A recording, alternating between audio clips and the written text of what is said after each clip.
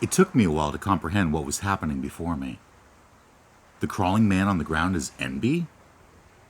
In my cognition, Enby is a dead man who'd been cut into pieces. Yet, no matter how I look at it, the man in front of me is the real Enby. What on earth is going on exactly? As you can see, Onisama, this person is the real murderer, Kirigiri said, still holding up the lighter in her hand. The man lying on the ground is holding a knife in his right hand. However, it's probably not easy for him to use this knife as a murder weapon, because he does not have both of his legs. When did you find out? The man raised his head and asked Kirigiri. You mean your prosthetic limbs? Kirigiri made a head-tilting motion and asked him. I noticed it at first when you got out of the station wagon. It took me some time to connect that to the incident, though. It turned out to be prosthetic limbs? I asked the man on the ground timidly. The man nodded. Now that I think about it, Enby really did keep dragging his feet when he walked.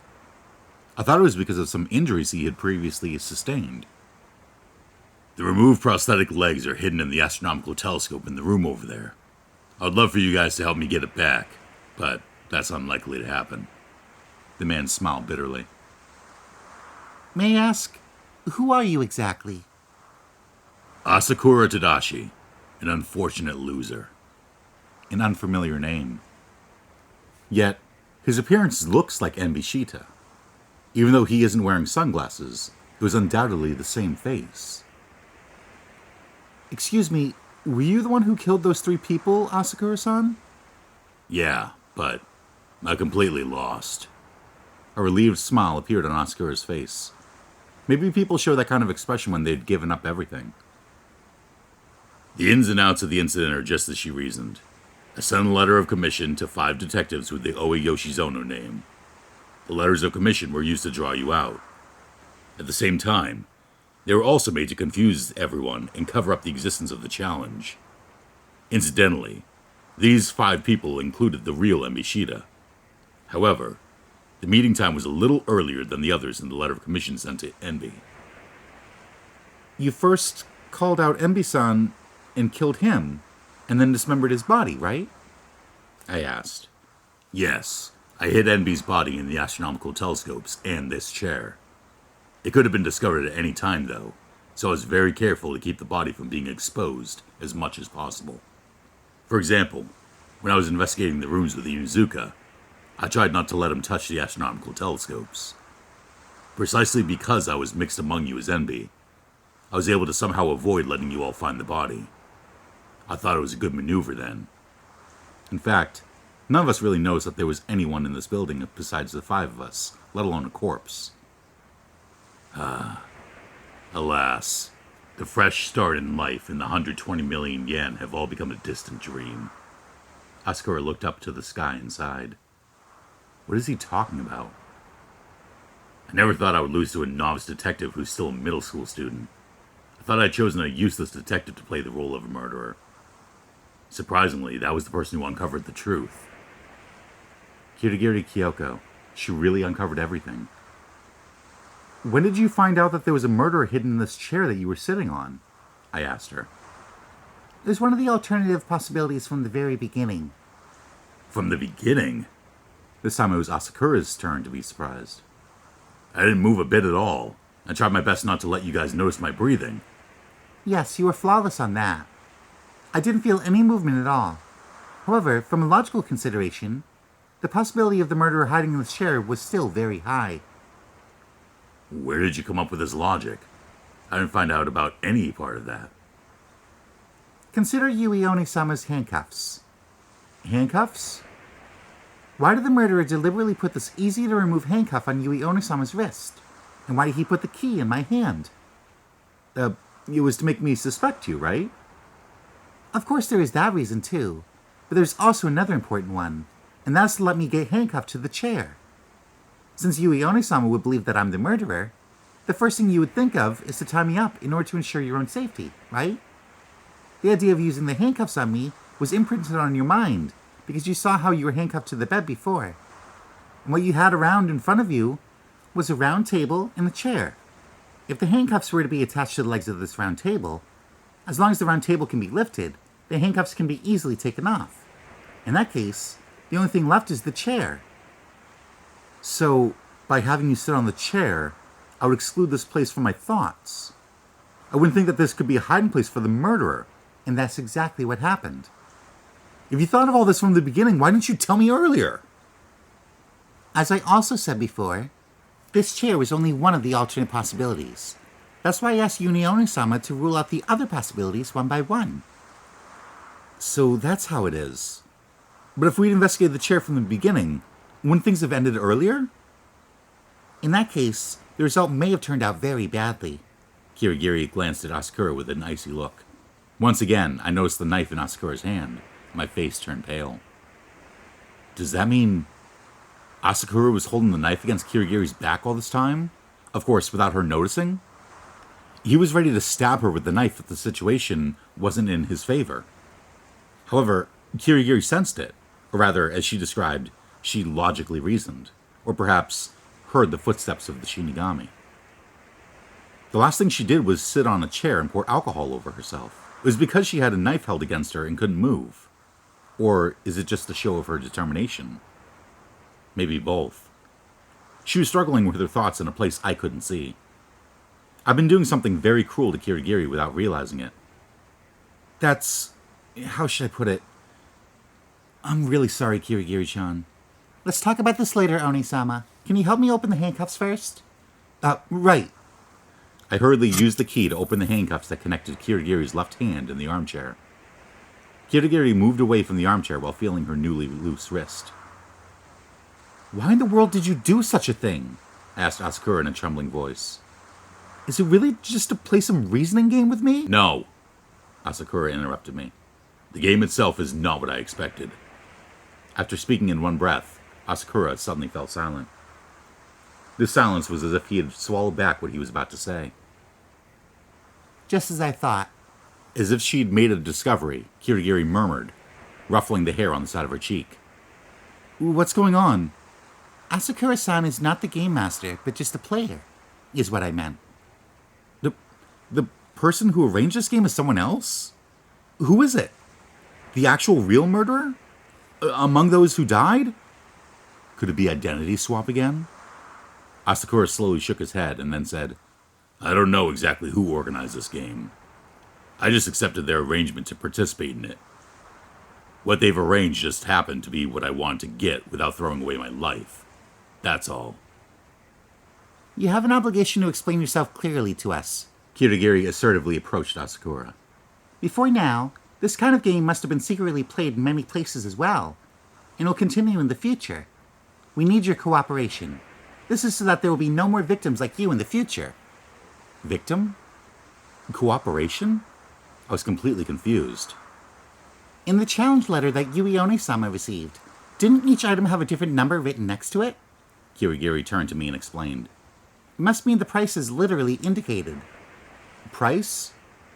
To put it plainly, it's the prices for the techniques.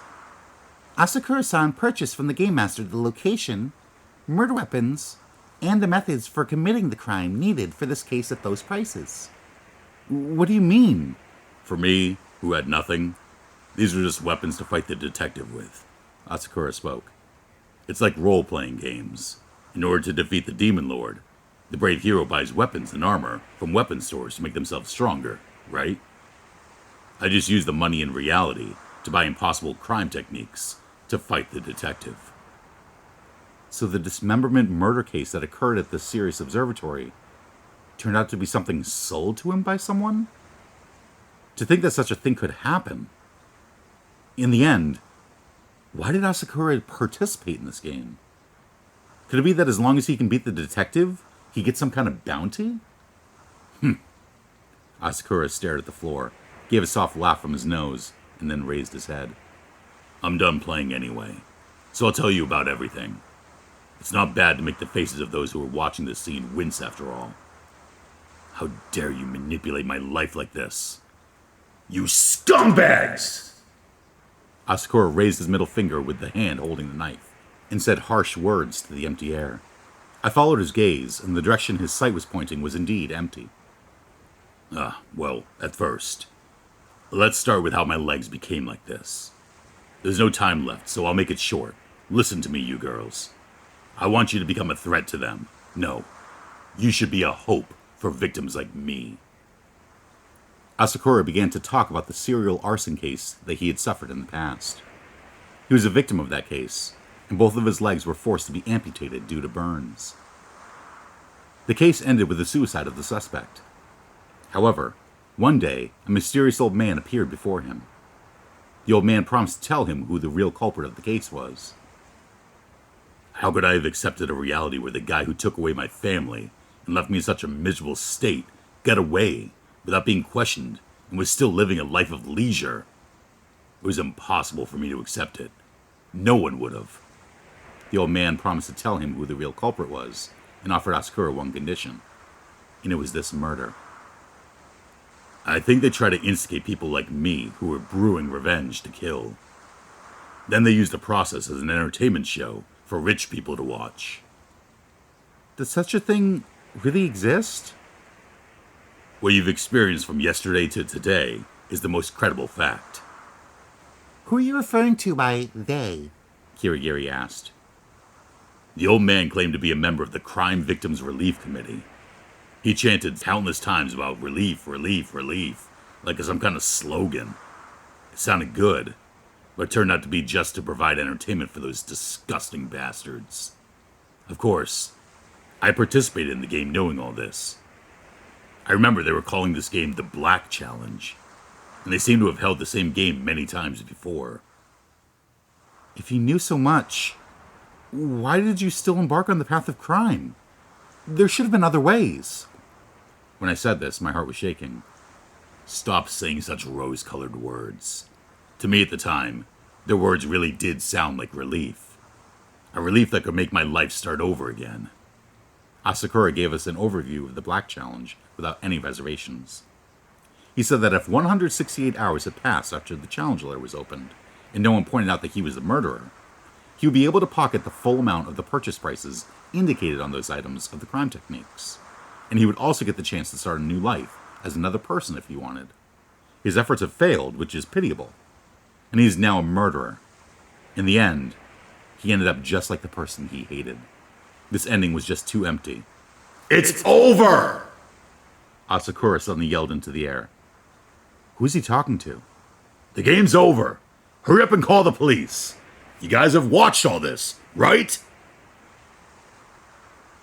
Excuse me, who are you talking to? Those who are watching us. Watching us? I also said just now, the Black Challenge is the broadcast program. Although I don't know whether it's being recorded on video or being watched in real time, someone is watching us through a monitor anyway. Does that mean that there's surveillance cameras installed? I looked around in consternation. I didn't find anything similar to a surveillance camera. There must have been a lot of very small cameras installed somewhere. I've gone through a lot of trouble to find them, but I haven't found a single one. Someone is watching us at this moment. I couldn't help but well up with a chill and wrap my arms around my body. Speaking of which, Kirigiri continued with the same cold expression on her face. Who were you taking revenge on? Inuzuka. Inuzuka-san? I asked rhetorically. That guy. That bastard was the real culprit of the serial arson case. But wasn't Inuzuka-san a detective? And he's a detective who had reached rank 3. Since he's reached such a rank, he's not an ordinary person. Doesn't this just prove that he's always solved incidents with a positive attitude? Has been fighting criminals all the time? How could such a detective commit a crime?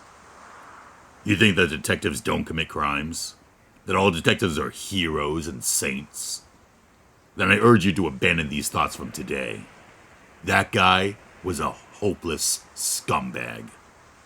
He was always creating his own cases, and then he'd solve them himself. That's how he built his detective reputation. To put it simply, he was a self-directed detective. No way. I felt that what I'd always believed in had collapsed. Isn't a detective someone who helps the weak? My whole identity was being shaken. Aren't detectives heroes? Since the establishment of the detective library, he seems to have done a lot of absurd things to raise his rank. He's so unscrupulous and ended up with a rank 3, which is a total disgrace. The whole world should applaud me for this. I eliminated an evil after all. Inuzuka should not live in this world. But... I couldn't say anything. Why did you kill Amino-san and Embi-san? Kirigiri asked. Just as you deduced, because Enby looks very similar to me, I chose him as my double. As for Amino, well, if I had to use the dismemberment trick, I needed an additional body. I chose randomly. Incidentally, little girl, I chose you because you were the least experienced. I thought that a newcomer would be completely confused about what's going on, and could obediently follow my plan, and smoothly become the poor murderer character. I see, Kirigiri said, and then, crossing her arms, turned her back to us and walked near the wall. In the end, I lost, but I succeeded in my revenge. In this sense, I'm still very grateful to that committee. At least for a few days, I was redeemed in a way, because I had something to live for. Revenge. The ending stings, but at least it's over. Just then, a police siren sounded from outside. It's the signal announcing the end of the case. Did the people behind the monitors call the police here? I turned my head to look in the direction where the sound came from. Finally, the end. Asakura threw away the knife in his hand. When I was almost set on fire, I really panicked. I kept holding a knife in the chair to prevent her from talking nonsense. If things fell apart, I would die with her. And if the game was over, I was going to kill her. I didn't expect that she would use that method to force me out of the safe area. I wonder if she knew that I had a fear of fire. That was reckless. Asakura smiled bitterly and glanced at the back of Kirigiri. Did her determination make Asakura lose his will to fight? According to Asakura's plan, the incident should have ended with me accusing Kirigiri of the murders. In fact, I've been suspecting her the whole time. I might have even done something bad to her if she made a wrong move. In that case, I wouldn't have identified Enby, or Asakura, as the real murderer, and he would win after 168 hours. It's also possible, in the worst case scenario, that Kirigiri and I would kill each other, and it would have ended like, and then there were none. Thinking about it this way, it was Kirigiri Kyoko who saved my life. This little detective solved the case. Her talent is beyond doubt. She has the ability to fight crime. She's the kind of detective who can become a hero. In my heart, my curiosity about Kirigiri Kyoko grew more and more.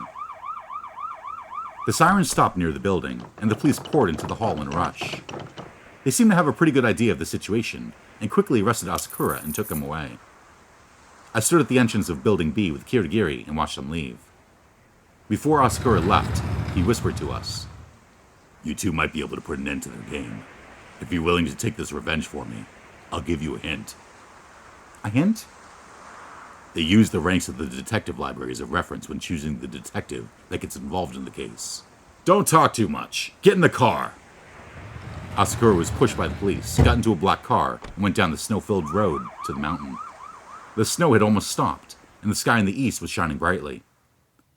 Kirigiri and I looked at each other, neither of us saying what was on our minds, and we went back to Building A together. We witnessed an unusual scene. The policemen who were still there disappeared. We fell for it. What? The policemen just now. Must have been members of the committee. Oh no! After an hour, the real police arrived at the Sirius Observatory. Although I doubted their identities at first, they seemed to be genuine. Kirigiri and I got into their police car and went down the mountain, leaving the stage of the incident. In addition, a black car had tumbled down the mountain road and was discovered by a citizen who happened to be passing by that day. Inside the car was a man with prosthetic legs who died of a strong impact on his whole body. The police labeled the incident as an accident and declared through the media that there would be no further investigations on it. According to the report, the name of the deceased was Asakura Tadashi.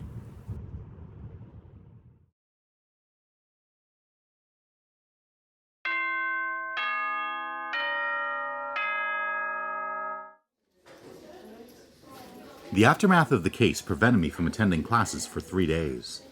And since I'm living in a dormitory on campus, my classmates, dorm mates, as well as the squirrel-like girl from the handicraft club were very worried and came to visit me. I've always felt that I had no close friends or people I can trust. Never thought I would be this happy to have people who care so much about me. I felt a new appreciation for the beauty of this daily life. I heard that Kirigiri Kyoko came to school as usual the day after the case. I heard Kirigiri Kyoko's name on the school broadcast system, as she was called to the staff's office in the middle school wing. I couldn't help but think how strange it is that she'd be attending this school. That case was so detached from reality that the Kirigiri I saw at that time also gave me the same impression, as if she wasn't a real person. However, she undoubtedly was a person who exists in this world. A girl who goes to middle school just like her peers. On the 5th day after the case, I took advantage of the lunch break to take a look at the middle school wing of the school. I inquired about Kirigiri's classroom from the homeroom teacher. The classroom was filled with the immature faces of middle school female students, and Kirigiri Kyoko was among them. She was sitting on a seat near the window, looking out the window with her hand on her cheek. Some people around her put their desks together to eat their bento, and some chattered like birds. Among them, Kirigiri Kyoko looked kind of isolated, but in a sense, she also blended in well with the class like an inconspicuous shadow.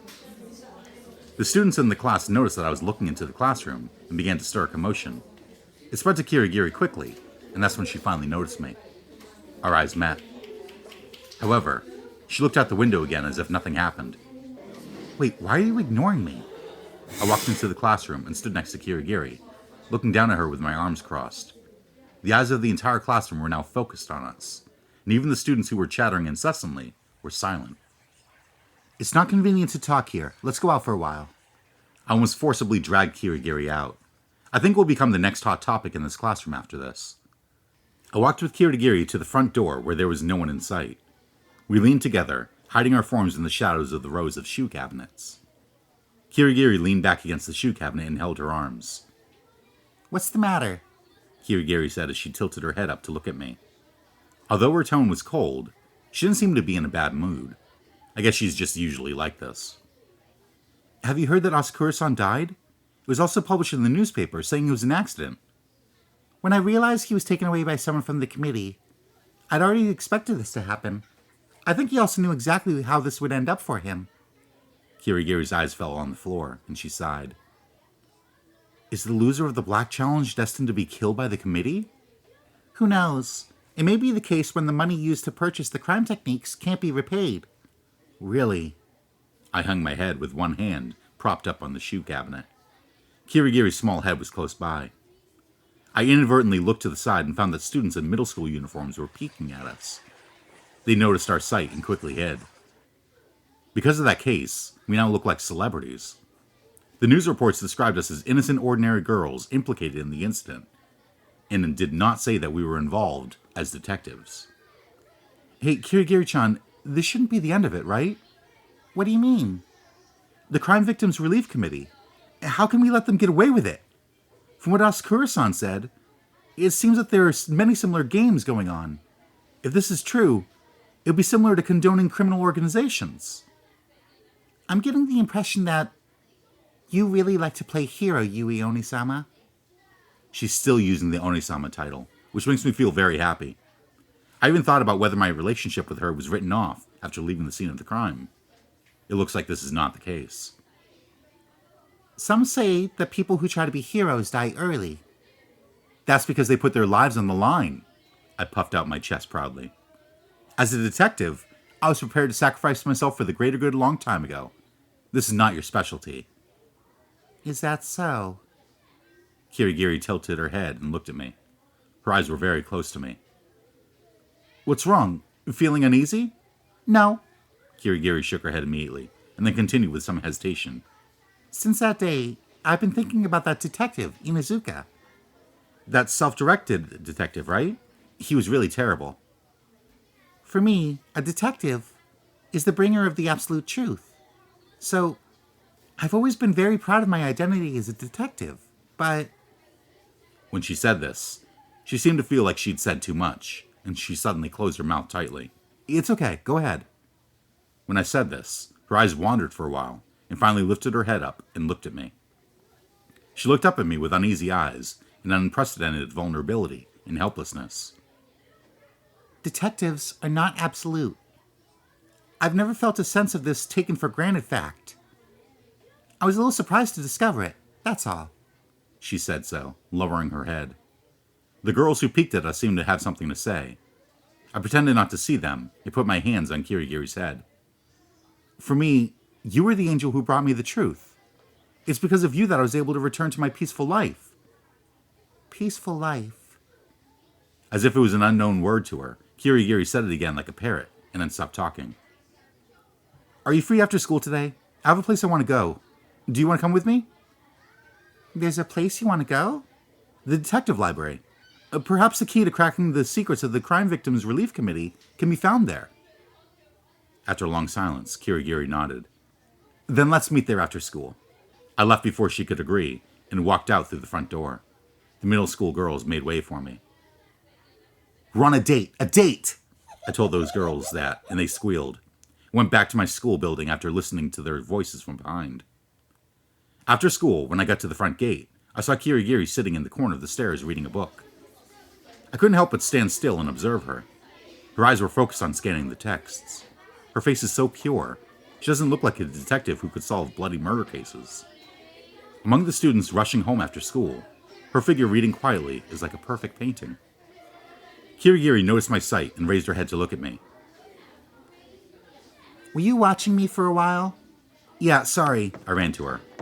I didn't realize I was looking at you for so long. You're just so cute. Don't tease me. What are you looking at so attentively? Oh, is it Soji Shimada's new book? No, it's a notebook. Kirigiri showed me the notebook with the black cover. Speaking of which, I've seen this notebook before. She got up from the stairs and patted the back of her skirt lightly. It has everything my grandpa taught me related to detectives written in it. It's admirable that you're concentrating on your research so early in life. I've always been like this. Really? Hey, considering where we're going next, maybe we should tighten our nerves a bit. Together, we went out through the front doors, through the campus, and out of the old-fashioned gate. There wasn't much to talk about between us, so we walked side by side in silence. For us, the shopping streets with Christmas songs playing were just irrelevant landscapes. We waited at the bus stop. There was still a little snow under our feet that hadn't melted, and was dispersible with a light kick. While waiting for the bus, I just kicked and played with the snow, but Kirigiri never joined in. The bus arrived, and I sat in the same row with Kirigiri.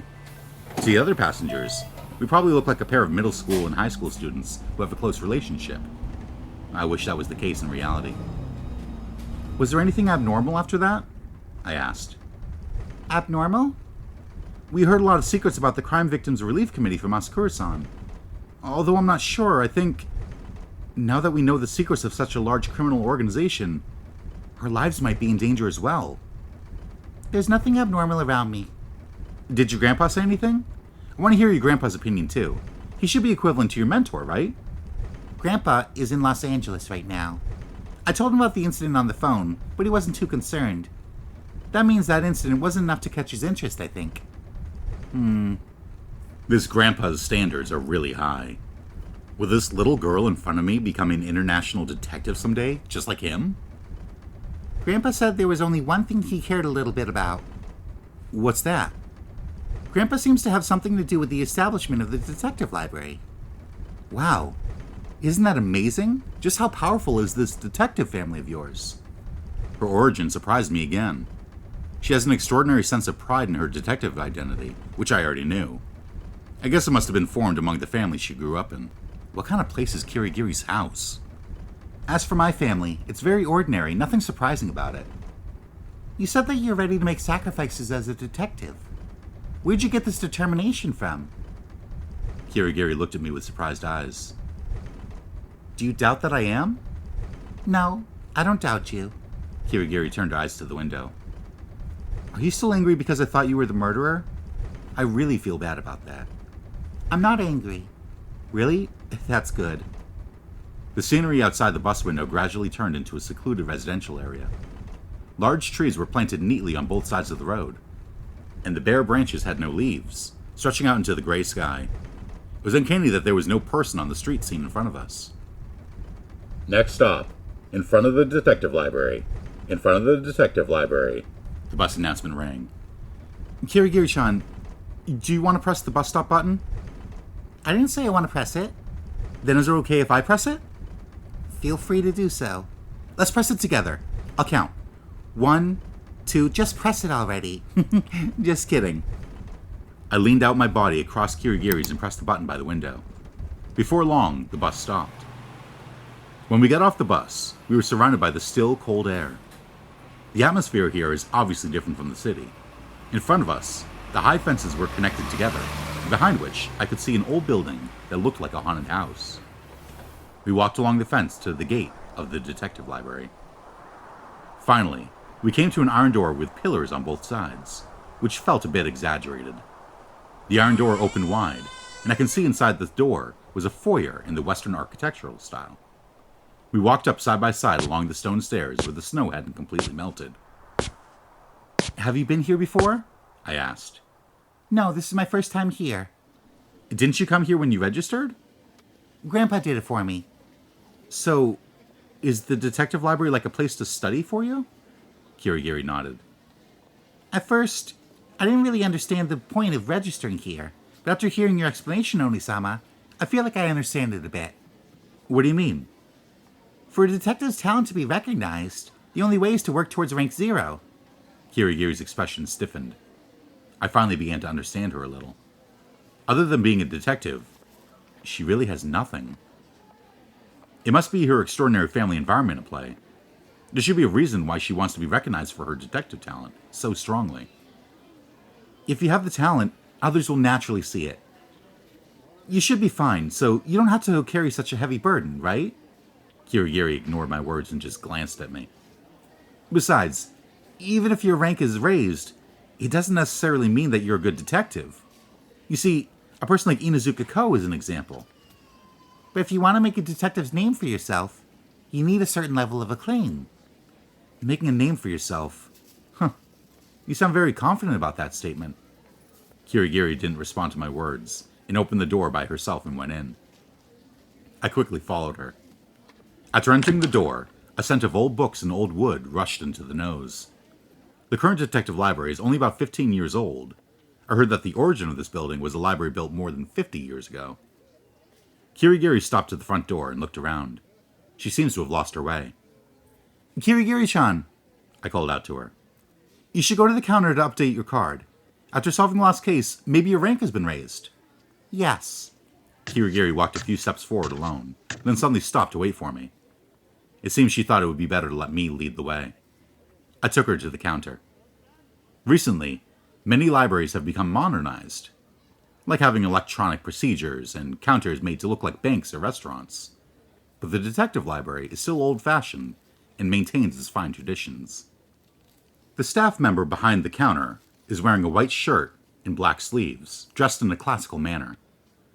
Excuse me, I'd like to request you to update my card. I took out the card and said to the staff member behind the counter. This staff member is a middle-aged old gentleman who is about 50 years old, with deep sunken cheeks, giving the impression of a scholar. He looked at me for a long time, then took the card and looked at me for a long time again. "One moment, please." The staff member stood up slowly and walked to the computer inside the counter. I saw that the computer had 3 monitors in total, and he gazed at one of them while inserting my card into one of the slots beside him.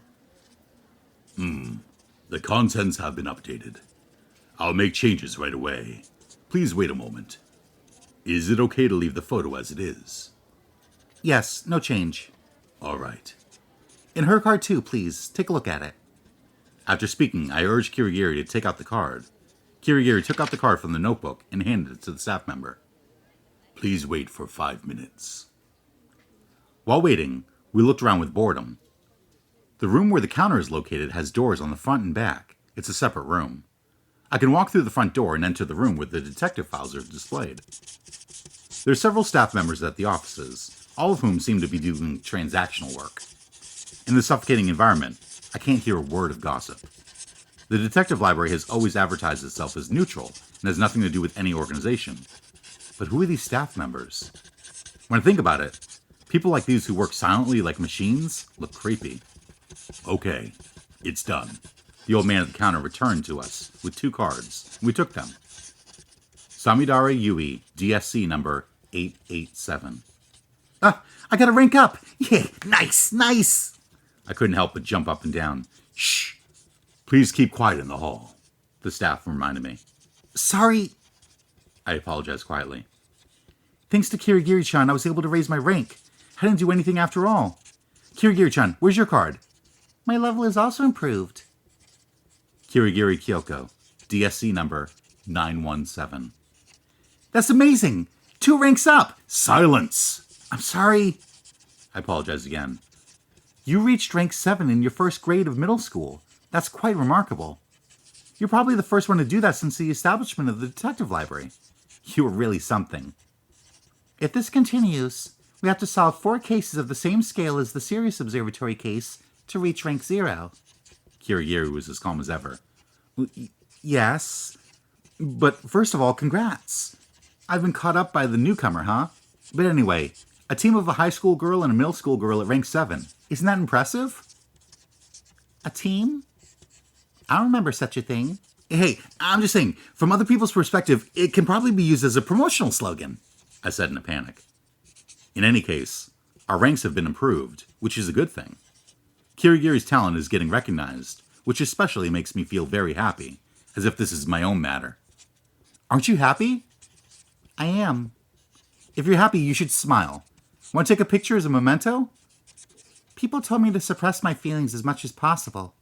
Kirigiri put the card back in her notebook and suddenly turned her head to the side. Enough about that. I thought of a good idea to get close to the Crime Victims Relief Committee.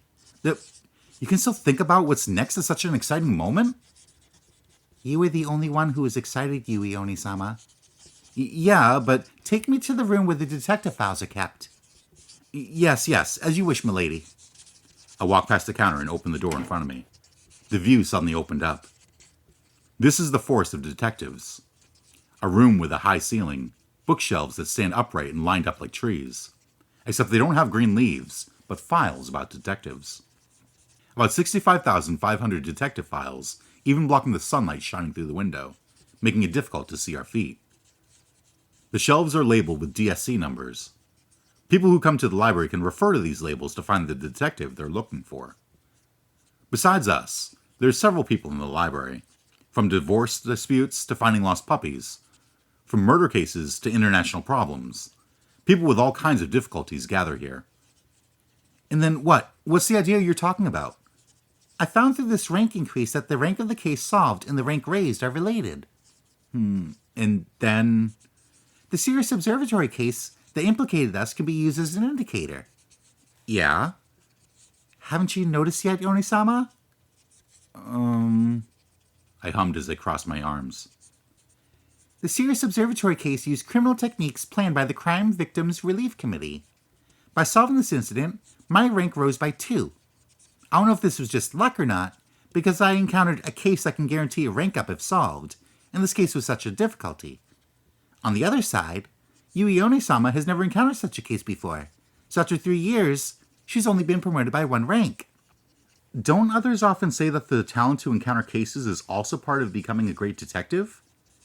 With that, I came to this conclusion. Among high-ranking detectives, there should also be people who have received the Black Challenge, especially those who have not been registered for a long time, but are still exceptionally high-ranking. Oh, I get it! Perhaps some detectives won not only 1 or 2 Black Challenges, but many more. Yeah, there must be such people. Is that what Asakura-san was trying to say at that time? Let's find out if there are such eye-catching detectives. Kirigiri looked up at the labels of the DSC numbers while moving along the bookshelves. She first went towards the 000 bookshelf, which is the general rank 0, 000 rank bookshelf. The shelf was in the deepest part of the room. A small bookshelf stood there, like a throne, or like a secret treasure display. There are 3 files on the bookshelf. It's only a rumor, but I heard that there were 4 000 detectives in the past, and one of them had his record erased. No one knows why. I spoke to Kirigiri as if I'm whispering. Kirigiri remained silent and took one of the files. The file is contained in a high-quality leather binder with the detective's name and DSC number written on the back. Ryuzoji Geika, DSC number 000. The 3 zeros are shining brightly. Once the file is opened, the first page that greeted us is a resume in the standard format of the detective library. From the registration photo, he looks younger than I thought he would be. Very cool looking, too. He doesn't look like the bookworm type, roughly speaking. He's a masculine and attractive man, suitable for growing a beard or combing his head backwards. Judging from the date of birth, he should be 42 years old by now. The number of cases he's solved is staggering. The number of pages archived in the file is the largest among the 000 ranked detectives. I remember that this man is an armchair detective. He's nicknamed the Armchair Earl. He doesn't need to spend time going to the crime scenes to investigate, so he's able to solve many cases at the same time from his home. What a laid-back detective. How can you say that about a 000 detective? I criticized Kirigiri. Sorry. Kirigiri apologized honestly. Yep, remember to be respectful. What about this one? Kirigiri took the file next to it. Johnny Arp, DSC number 000. This guy's super famous. He's American. I immediately began to show off my knowledge. In this country, he's the only detective who's allowed by the police to carry a gun. Well, on that topic, I only know that there were some agreements between the FBI and the police about that. Anyway, he often comes to this country not as a detective, but with the law enforcer title. I know him too. Oh, really? I learned how to shoot guns from him in America. Huh? What? You know him personally? I wonder if he remembers me at all. I didn't expect you to know one of the 000s. He looks a bit like Brad Pitt in the picture. So cool. Introduce him to me. He lives in New York, Yui Onisama. Can you speak English? I could only stay silent. I didn't even know he was a 000 before. Kirigiri put Johnny's file aside and took the third file. Mikigami Rei, DSC number 000. Opening the file, the resume was conspicuously blank. There's no photo, gender is undetermined, and the age is unknown.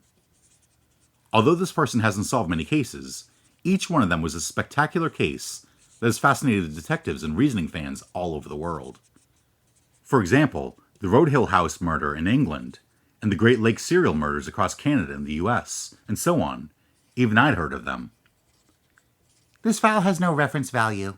Kirigiri immediately put the file back on the shelf. It doesn't even have contact information. I wonder if talking to the staff here would help us get in touch with them. No, that's impossible. The staff will not directly provide intermediary services to detectives and clients. But it is possible to leave a message for detectives through the counter. There's really no way, then. Kirigiri showed a discontented expression and stroked her 3-strand braid. But these 000 ranks are too exceptional. I don't think they're the kind of detectives we're looking for. Then let's look in the 00 ranks, shall we? Okay. We walked to the corresponding bookshelf. 00 refers to a detective whose second number classification is 0, and the rank maxed out is 0. Since the first level classification is not 0, you have to look on shelves of different classifications. We walked forward as if we were strolling in the middle of a detective forest while surveying the countless files. I heard that there are about 20 00 detectives in total. That's quite a lot. That makes them around 1 out of 3,000 people, right? When you think about it like that, it makes you feel like the 000 rank is unattainable. I sighed heavily. After that, we spent almost an hour looking at 7 00 ranked detectives. We especially chose those who haven't registered for a long time. Among these detectives, is there anyone who'd received the Black Challenge? We went to the reading room and looked at the summary of the cases in the files. But of course, it wasn't written whether these events are Black Challenges or not, and we can only roughly judge whether there's such a possibility. As expected, there's no direct contact information for the 00 ranks either. What to do? Kirigiri asked as she peeked out from her seat and stared at the file. We'll have to leave a message. The detective library has always been old-fashioned. Even in this era of email, messages are still being used. Kirigiri and I put our heads together and wrote down a message to the 00 detectives. The text was as simple as it could be, because we felt that it would be more likely to arouse the detectives' interest. I would like some information about the Crime Victims Relief Committee. Please contact me if you know. Samidare Yui. This'll do. After giving the message slip to the counter for safekeeping, I planned to leave the detective library. Come on, let's go back, Kirigiri-chan. Kirigiri nodded and followed me. We passed through the gate into the street where the winter wind was blowing. We walked together to the bus stop and waited. You don't have a dormitory. Are you a walk-in student? Yes, Grandpa's taking care of me. Huh? Where are your parents? Neither of them are around anymore. Kiri looked ahead of the road and said, Sorry, I asked something insensitive. Speaking of which, when she mentioned her father earlier, she had a complicated reaction as well. It seems it's better to mention her family matters as little as possible. The bus came, and we sat side by side just like we did when we came here. Kirigiri pressed the bus stop button halfway. I'll get off at the next stop. Really? I'll let you know right away if I get contacted by 00. Kirigiri just nodded and got off the bus without even saying goodbye. This kid is really not easy to get along with. But I think she has a very straightforward personality. Her focused and sincere attitude towards detective work cannot be explained by a sense of duty alone. She has a pure love for detective work. The scenery outside the car window had begun to darken. I got off the bus halfway down the shopping street, planning to walk back on my own. It's almost Christmas. There are final exams before that. After the exams is the winter break. Am I going to spend this Christmas alone eating chocolate cake again? Days passed by one, and the winter break arrived, yet there has been no response to the messages we left at the detective library. As soon as the winter break arrived, the dormitory suddenly became empty because everyone went back to their homes. And since the winter break is short, many students come back as soon as it's over. I don't want to go home. Because my parents are working, even if I go back, I can't reunite with my family. And there are other reasons why I don't want to go home. Spending Christmas in the dormitory this year, too. I laid on my back on the bed, staring at the familiar ceiling. At that time, what emerged in my mind was the face of Kirigiri Kyoko. I wonder what she's doing now. I should have taken her contact info. I wonder if she even has a cell phone. I suddenly thought of something. If I go to the detective library, maybe I can ask for her contact info. Because she's a newcomer, she's likely to leave it on her file, so it would be more convenient for her to accept commissions. I immediately rushed to the detective library. The detective library was as quiet as ever, but there are more people here today than usual. Probably because there are more people in trouble at the end of the year. Are there any messages for me? I went to the counter and asked, and of course, there were no messages. Then I checked Kirigiri Kyoko's file. In the cases record, the Sirius Observatory case had been added. The phone number was written on the resume page. I wrote down the number and left the detective library. After returning to the dormitory, I called her. The voice coming out of the receiver was that of an elderly male. Yes, hello.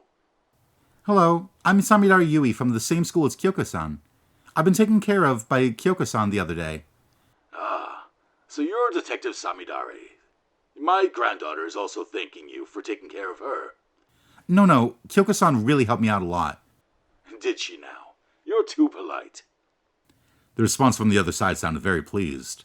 This person must be her grandfather. Has he already returned from Los Angeles? May I ask if Kyoko-san is home? I'll have her get on the call. It didn't take long for Kyoko's voice to come through from the other side of the receiver. Yes. Kirigiri-chan. Yui One-sama? Yeah, it's been a long time. I hadn't heard her voice for several days, and it made my emotions run high. I don't think it's even been a week. That doesn't matter. Can you come to school the day after tomorrow? Sure. Then let's meet at the school gate at 7 p.m. The school gate should be closed by then. But it'll open the day after tomorrow. Why, you may ask? I'll tell you then. You have to come. I hung up before hearing her answer. She must feel overwhelmed now. I got into bed imagining her expression. Light snow fell and stopped every now and then in the morning. A dim gray sky like this often makes people feel like nothing. I leaned my back against the pillar of the school gate, waiting for Kirigiri to appear. It was almost 7 o'clock, the meeting time. The headlights of the cars speeding by on the road in front of me reflected the tiny crystals of snow dissipating into the cold night sky. I breathed out to warm my frozen fingertips, and the breath that I exhaled turned into a cloud of white mist that stayed in the air for a while. At last, Kirigiri Kyoko appeared, walking from across the road towards me. She was wearing her uniform as usual, with a coat over it, and approached me in the darkness of the snowy night. I'm sorry to call you out so late. I waved my hands to greet her from far away, before she reached the school gate. It's because there's Christmas Mass today, Kirigiri said, with both hands in the pockets of her coat. The question you mentioned when you called, you hung up the phone before I said the answer, so that's what I came here to tell you today. Now then, I'm going back. Kirigiri turned around and really started to walk back along the road. Wait a minute! What? Kirigiri turned back around. Her expression didn't change, and I think she looks even colder than usual. Just for today, can you stop remembering your usual habits and come live my daily life with me for a bit? What do you mean? Come on. I grabbed Kirigiri's wrist and pulled her towards the gate.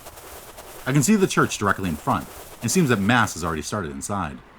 The lights, which were usually not turned on, were brightly lit today by the snowy sky. It was a dreamy sight to see, a lonely church hazily appearing in the midst of the darkness. This way, I beckoned to Kirigiri. The door to the school building was open. Usually the doors should be closed at this time, but the hymn team has to do some preparatory work in the classroom on Christmas night, so the doors are open today. But there are no lights inside. It's pitch black. Do you want to go in? Kirigiri stopped hesitantly. Oh, right. Are you maybe afraid of ghosts? I don't think there can be any ghosts here. Haven't you heard? They say that they appear often at school buildings at night. Lies. There are no such things. It's not logical. Kirigiri looked around vigilantly, her body tensed up. It's okay. Come on. Still clutching Kirigiri's slim wrist, we walked forward along the dark corridor. Even though it was a holy night, the empty school buildings at night were still creepy. If something suddenly were to appear, it would probably be a ghost turkey or an axe-wielding Santa Claus. I walked up the stairs of the school building with Kirigiri. When I reached the top floor, I pushed the door in front of me. How'd you open the door without a key? It's actually not that tricky. Just shake the door handle up and down a few times, and the door lock will be released. I see. We reached the rooftop. There was also a thin layer of snow on the roof. Of course, there are no people here. At least on this Christmas night, we're the first to leave our footprints here. We walked to the fence together and looked down at the church across the street. The whole church turned into a light, illuminating the surroundings very brightly. And I can see those who are going to the Mass. Among them are students in uniform, parents with children, and couples of men and women. Look, it's so pretty. I stole a glance at the side of Kirigiri's face and asked her what she thought. However, her expression was the same as usual, staring blankly at the scene below the fence. Hey, Kirigiri-chan, I'm still very grateful to you. When I said this, she turned her head around and tilted her face. Although the way we met was terrible, I always feel fortunate that the person I met was you. How should I put it? I've been going to school while working as a detective, but I still feel disjointed in this way of my existence. To be honest, I sometimes wonder why I am a detective. Is that so? I never told you before. I lost a younger sister when I was a kid. Kirigiri silently met my gaze. After my sister was kidnapped, she was killed before we found her. The case was never solved. Yeah, that used to be the reason why I wanted to be a detective. Because I couldn't protect my sister, I felt very saddened. So I set my ambition to become a detective. Maybe it was me who was kidnapped at that time, because my sister looked like me. The more I thought about it, the more I felt... I couldn't say more. I put my fingers on the fence and stared at the snowy sky in the distance. There are times when I can hardly find a reason to continue being a detective. I want to help others. I want to solve other people's difficulties. Of course, I also have these thoughts. But are these just fooling myself? I sometimes think like this. In the end, I probably just want to wash away my sins. So I'm keeping my emotions in check by being a detective. But when I saw you, I began thinking that those feelings were silly. The reason why you became a detective, I'm not quite sure about it yet, but being a detective makes you shine very brightly to me. That kind of indomitable spirit, I'd love to learn it from you. The reason I became a detective, Kirigiri whispered, watching the snow fall like I did. Haven't you thought about it? No, she answered without hesitation. So cool. You're a natural detective then. But one day in the future, you may also be troubled by this reason like me. I hope that you'll keep this purity you have now, even at that time. That's all I wanted to say. The doors of the church opened, and the hymn team holding candles began to line up outside the doors. It looks like Mass is over. Dots of candlelight stretched like signposts toward the school gate. Oh, by the way, I have something for you. I took out a small paper bag from my coat pocket with a ribbon seal on it. I handed it to Kirigiri. What is this? A Christmas present. Can I open it? Yeah. Kirigiri took the paper bag, unwrapped the ribbon seal, and took out the contents. It was a small, beautiful rose in vitro that I came across and bought by chance in the shopping street. For some reason, I always felt that it overlaps with the impression she left on me to some extent, so I just bought it as a gift for her. This is called a rose in vitro. It looks exactly like you. Would you be angry if I said that? Kirigiri's eyes sparkled and she shook her head. Thank you. It's beautiful.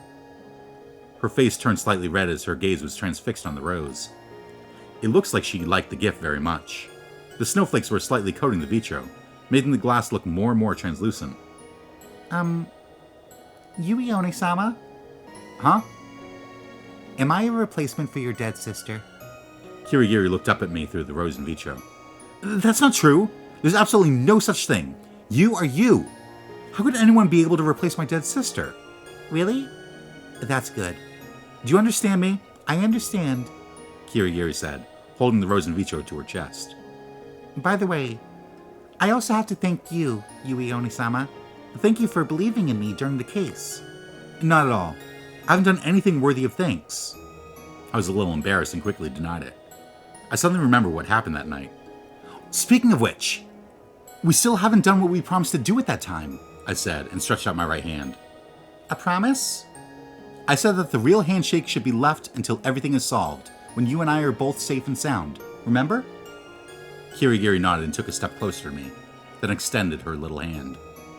Our cold fingertips intertwined gently. Please take care of me, Kirigiri Kyoko-chan. Please take care of me, Yui Onisama. At that moment, the phone in my coat vibrated. I took it out and saw there was a number I hadn't seen before. I glanced at Kirigiri, she nodded, and I pressed the call button. Hello? No response. Hello? I said again, and then listened to any sound from the speaker. At that moment, the sound of loud music came from the other end of the call. The volume gradually got louder. Isn't this music Wagner's Flight of the Valkyries?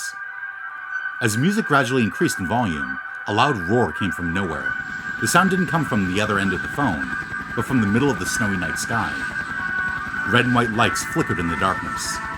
Accompanied by unscrupulous noises, the thing approached this place at an alarming speed. It's a helicopter. The smooth-surfaced gray flying object came over our heads. The wind pressure generated by the rotation of the propeller blew our hair everywhere. Kirigiri pressed one hand against her skirt and clutched the fence with the other. Looking closely, a man was standing in the open hatch with his legs spread out. The hem of his close-fitting suit was flapping up and down, and his fancy tie was fluttering in the wind. And best of all, the white pom-pom of his Christmas hat was bouncing around his head. Merry Christmas!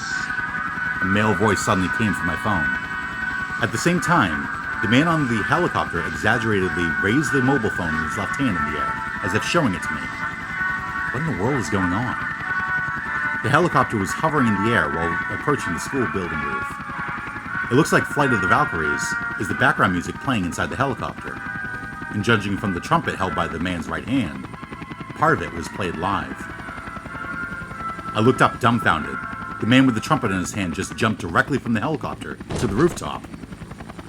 The man straightened his suit lapel and tie and gestured to the helicopter. The helicopter immediately rose into the sky and flew away. The man approached me and Kirigiri leisurely. Who is he? Is he an assassin sent by the Crime Victims Relief Committee? Kirigiri and I took a guard posture as we clung to each other. But this man, I think I've seen him somewhere before. A gentleman with a wild appearance, probably over 30 years old.